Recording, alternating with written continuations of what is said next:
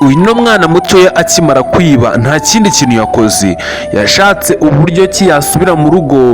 Ubwo yatashye azimuhira avuga ati mama hatinzanye amafaranga menshi. Ageze ahangaha asanga mama we tayari yamaze kwikubita hasi, ya ndwara yamaze kumukubita hasi. Umwana muto biramubabaza ati mama ese byaba byagenze bite? Ati se natinze? Ati ko narinzi ko nabangutse, none dore nsanze indwara yamaze kugusabika. Akana kakiri gato karebye mama wako disi, kabona mama wako disi kubera ko kurwara ari ibindi, kabona mama wako yamaze kugera hasi, bivuze ngo yabuze ubufasha. Akana gato ati mama, ati humura ndabizi ko biraza kugenda neza, ati kandi byose ndabizi ko ari ibintu mba nateguye, ati mana yanjye mfasha mama wanjye abe muzima. N'akana kakiri gatoya. Ese biraza kuza kugana hehe? Ahangaha ni kuri Kaba Films, ikindi gice cya kabiri turebe show. Umwana muto ati ko nari nzi ko nagusize hariya hejuru uryamye, ati waba wageze hasi utati?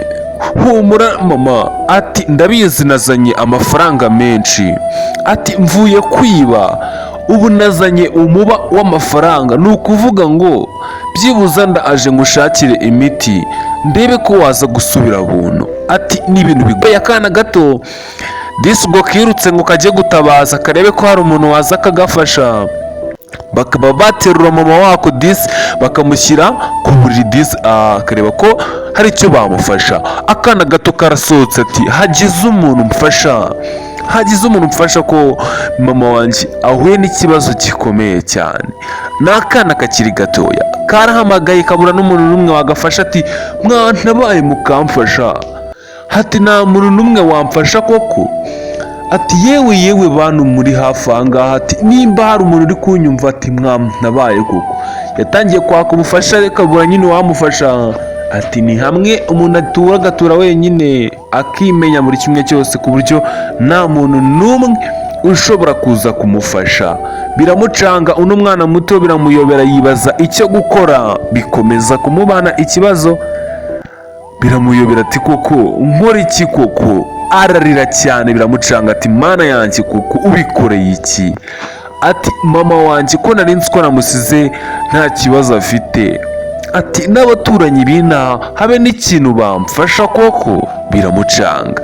Gusa baratwereka bidatinze mama buriya mwana disi ubwo mu masegonda make, kubera amahirwe y'Imana, ati burya uw'Imana igifiteho umugambi nta hantu ajya. Mama w'umwana we ikigaragara yazanye akuka yahumetse, ndetse uno mwana muto arimo amuhungiza amushakira akuka, amubwira ati mama, ati amafaranga nari nayibye nayabonye, byibuza ngo nkujyane kwa muganga nkuvuze ndebe ko wakira. Mama w'uyu mwana aramwenyura avuga ati mwana wanjye, turabizi ko ndwaye indwara idakira, ariko byibuza mwana wanjye bwa rimwe ndishimye kuba umbwiye ko wazanye amafaranga. Atari ko izo ntabwo ari inzira nziza wagakwiye gukora mwana wanjye, ntabwo ari inzira nziza wagakoze ngo ujye kwiba kugira ngo umvuze mwana wanjye. Ati ibyo ntabwo ari ibintu byiza mwana wanjye. Akana gato karamusubiza ati humura, ati nabikoze kugira ngo nyine wowe ukire.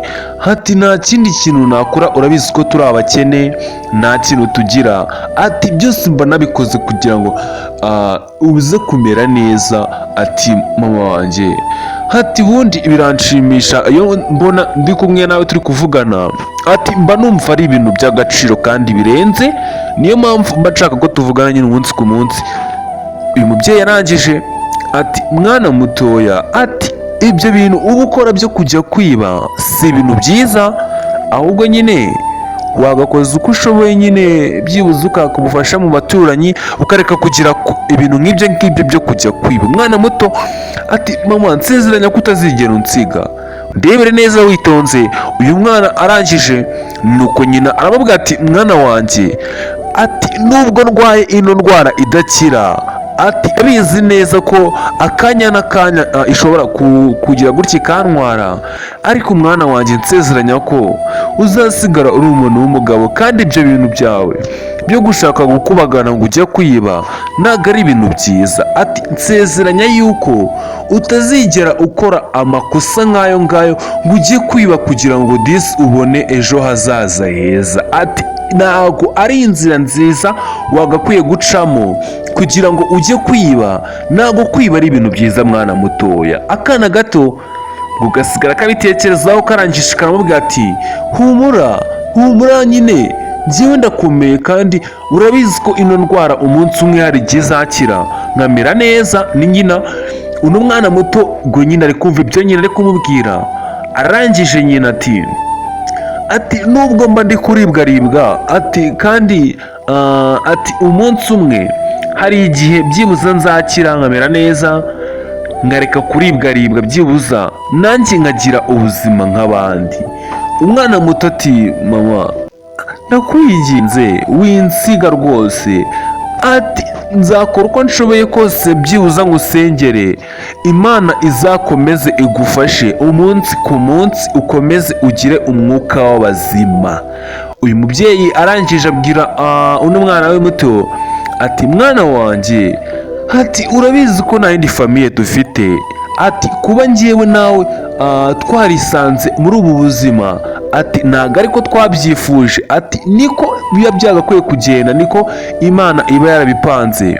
Ati kandi urabizi ko ntabwo umuntu yahindura icyo Imana yapanze. Ati Imana niba yarapanze yuko tuzaba ahangaha njye nawe byibuza nkaba ntanagusiga mu gihe nzaba mvuye kuri ino si, nkumva ko nyine niko Imana iba yarabipanze. uno mubyeyi yari agifite imyumvire itari myiza, bigaragara yarwaye ndetse kuva ahangaha byari ibintu by'ikibazo cyane. yabanaga n'akana disike k'agasore babana ahangaha nibwo yaje gufatwa n'indwara ikomeye y'igituntu ndetse kugira n'aho yakororaga akaba yakorora n'amaraso. bivuze ngo ino ndwara yari yaramurembeje yaramugeze habi. ni ukuvuga ngo nimba witegereza neza urabona ko uno mubyeyi mu gukorora kwiwe yakororaga amaraso. bivuze ngo ino ndwara yari igeze ku rwego rwa nyuma. nimba witegereza neza ahangaha urabona yuko yarakororaga akagira n'aho acira amaraso. bivuze ngo ino ndwara yaramukabitse